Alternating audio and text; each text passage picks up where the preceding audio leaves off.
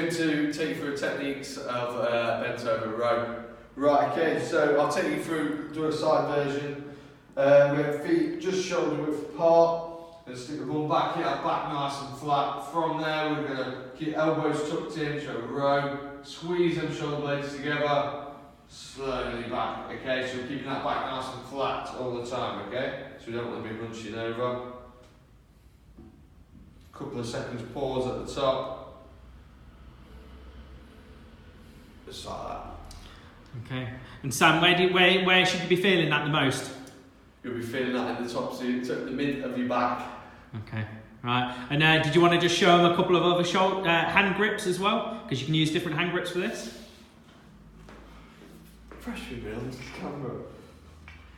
Okay. So you can see Sam's got different hand grips on there. Different hand grip positions will affect the muscles in which they work. At the minute, Sam's got an overhand grip, and that's a very wide overhand grip. You can use that in some circumstances, but normally would use the overhand grip we would use is literally shoulder width apart. Generally, that's the most comfortable, and that's where you can retract your shoulder blades into the best position. Do you want to just show them a split grip where you do one hand one way and one?